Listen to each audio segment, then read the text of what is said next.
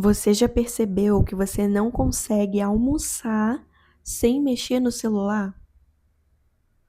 A neurociência diz que isso está matando a sua criatividade. Quando foi a última vez que você se sentiu entediado? Quando foi que você teve tédio e ficou ali, entediada mesmo, sem pegar no celular, sem abrir o Instagram, sem responder uma mensagem, sem assistir um vídeo? Antigamente, o tédio era inevitável, não tinha o que fazer.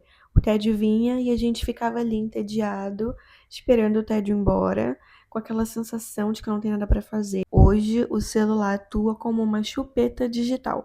A gente se sente entediado, já pega o celular para assistir um vídeo, para rolar o feed, e com isso, nosso cérebro fica atrofiado, preguiçoso. Hoje eu quero falar sobre a dopamina barata e como ela tem roubado silenciosamente a sua capacidade de foco, criatividade e disciplina. A gente vive uma geração que tem pavor do tédio, mas e se eu te dissesse que o tédio é uma das maiores chaves para sua mudança de vida? O cérebro humano, ele não evoluiu para receber estímulo 24 horas por dia.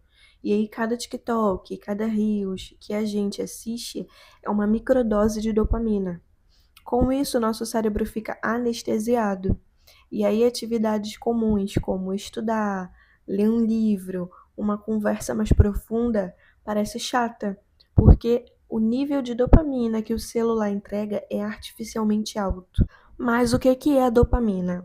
A dopamina é um neurotransmissor da antecipação, da busca. E o celular ele entrega algo chamado recompensa variável. A gente nunca sabe qual o próximo post, nunca sabe qual o próximo vídeo, e é essa incerteza mesmo que deixa o seu cérebro com a dopamina disparada. Porém, o grande problema nisso tudo aqui é que dopamina barata gera esforço barato. Se você recebe doses muito grandes de gratificação sem fazer nada, o seu cérebro perde o interesse em tarefas difíceis. E aí, estudar, aprender um instrumento, um idioma, empreender, um esporte novo, e seu cérebro perde totalmente o interesse. Ai, mas sentir tédio é tão chato. Por que que agora é importante? A neurociência explica que sentir tédio não é um estado vazio ou passivo. Pelo contrário, é nesse momento da sensação do tédio que o nosso cérebro tem alta atividade cerebral, porque é nesse momento que ele faz a limpeza, a organização. Quando a gente para de focar em tarefas externas, em olhar o Instagram, responder uma mensagem, abrir o TikTok, rolar o feed. É nesse estado cerebral que a gente reflete sobre o futuro e metas a longo prazo, decisões são tomadas, a criatividade nasce, a gente escuta a nossa própria voz, os nossos pensamentos. E aí, tá vendo como o nosso cérebro precisa desse momento? Esse momento de onde ele não tá só recebendo informação, ou seja, o tédio não é a falta de algo, é o estado de incubação. As ideias mais brilhantes da história não vieram enquanto as pessoas estavam ocupadas, vieram enquanto elas estavam entediadas. Isaac Newton é o exemplo perfeito para isso, porque ele viveu algo que os historiadores chamam de Annus Mirabilis, o ano maravilhoso, porque foi justamente no período de isolamento, lá em 65 e 66, quando a Universidade de Cambridge fechou por conta da pandemia da Grande Peste.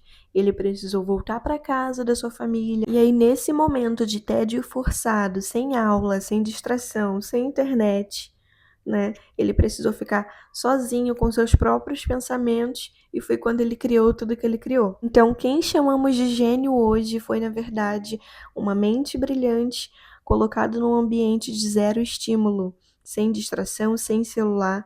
Se lá em 65 tivesse TikTok, provavelmente a gente não entenderia a lei da gravidade. Um outro exemplo disso também foi a própria pandemia de 2020, onde pessoas cresceram exponencialmente, tiveram ideias de negócio e montaram suas empresas. Por quê? Porque o isolamento, a falta do que fazer, a falta da distração permite que o nosso cérebro tenha esse espaço, esse momento que ele precisa ter. Como recuperar sua mente de toda essa enxurrada de estímulo? Primeira coisa, a regra dos 10 minutos. Tira 10 minutos para você ficar sem mexer no celular, mesmo que você fique entediado, que não tenha nada para fazer.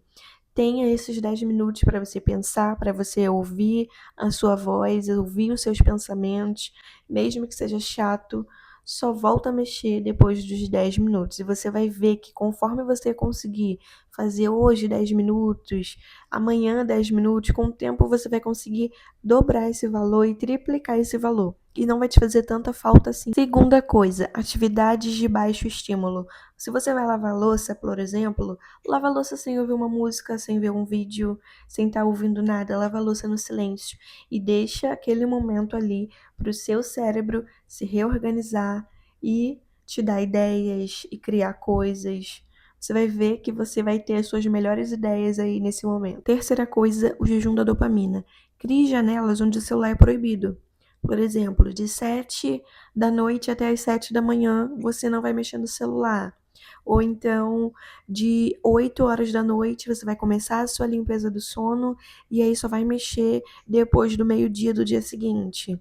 Gente, se vocês perceberem esses horários que eu citei, são os horários onde vão te ajudar nessa questão da janela do sono e para você acordar mais produtivo, entendeu? Quando a gente mexe no celular antes de dormir, ele estimula o nosso cérebro, fazendo com que a gente não consiga ter uma boa noite de sono.